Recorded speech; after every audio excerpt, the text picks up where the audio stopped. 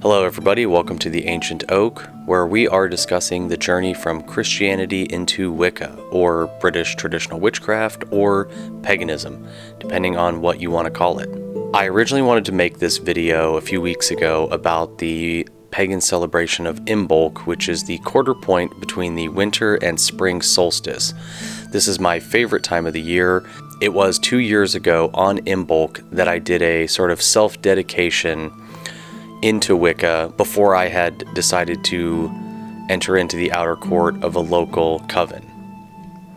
So this time of year always has a special place in my heart. It means a lot to me, and I very much love winter, but I also like knowing that it's halfway over and soon I'll be able to travel again, get out and hike, and be in nature without risking frostbite. It's always a good thing to look forward to and celebrate. So it's a favorite time of year for me. So since I missed the opportunity to do a video about Imbolc before it happened, I decided what I wanted to talk about instead is just broadly speaking, before I go into maybe the specifics of the different celebrations through the pagan wheel of the year, just talk about the nature of the wheel of the year and how it relates to the pagan worldview, and how that has been a really awesome thing for me coming into Wicca from Christianity. So in Christianity, there is a liturgical cycle, especially in the Catholic and Orthodox churches.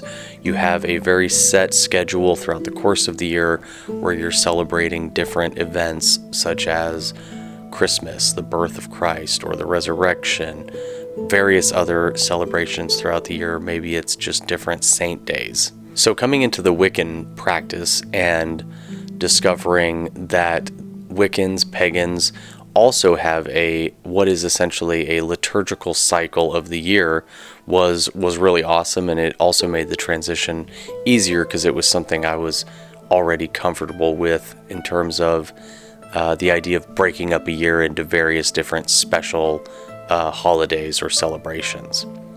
But that's about where the similarities stop.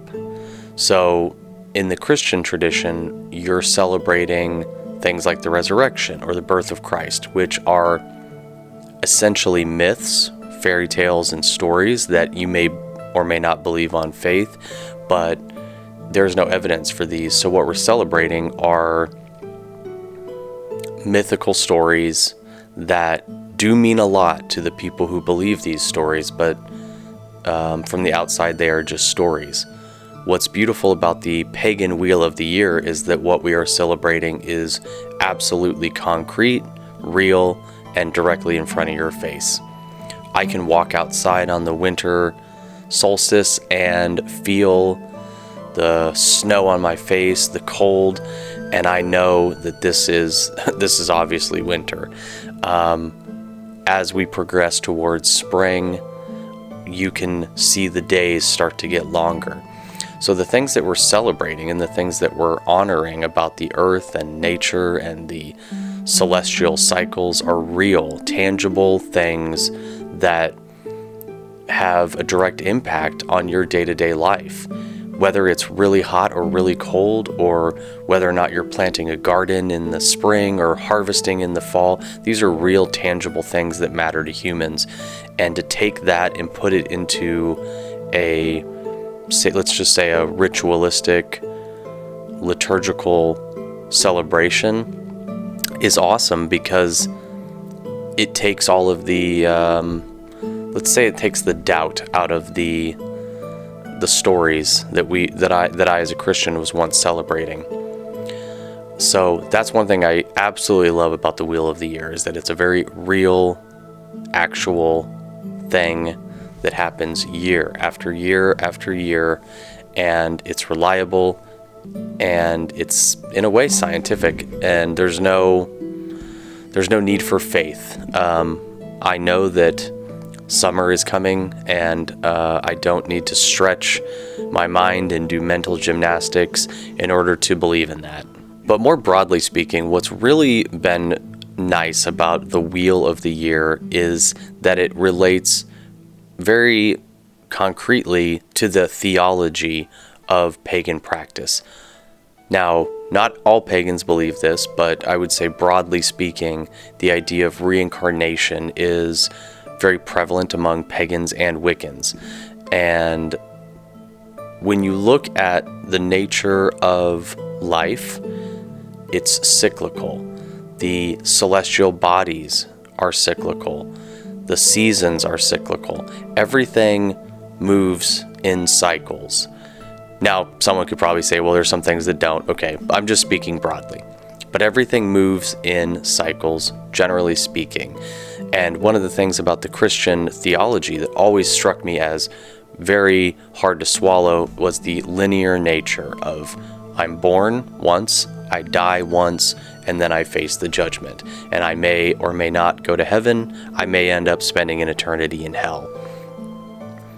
And I think for any person who is thoughtful and worries about these sort of things, the idea of spending a eternity being tortured by demons is probably enough to make you very concerned about a lot of things and worry about that outcome.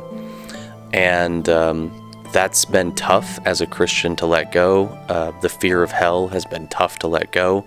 But the longer that I am practicing Wicca or paganism, the longer I'm practicing this and the more I let the earth and the cycles of the earth and the cycles of life and death speak to me, whether it's through observation in nature or through meditation, the idea of reincarnation almost becomes obvious. Everything is cyclical. Why would I be any different? Why is my life on a linear path from start to finish, but everything around me is constantly being born, dying, changing into new life, and then starting all over again? The dying animal in the forest works as fertilizer for fungus and other plants. You know, life feeds on life, and death is only a precursor to more life. And so the idea that this is it is harder and harder to swallow the longer I walk the path of understanding Wicca. So I know this was a short video, but I just wanted to put these thoughts out there. I hope you guys liked the video. If you do, please subscribe and like. And if you have any comments or want to chat about anything Wicca or Christian related, please jump in the comments and I'll be as prompt as I can to answer you. Again, thank you very much, and I will see you at the next video.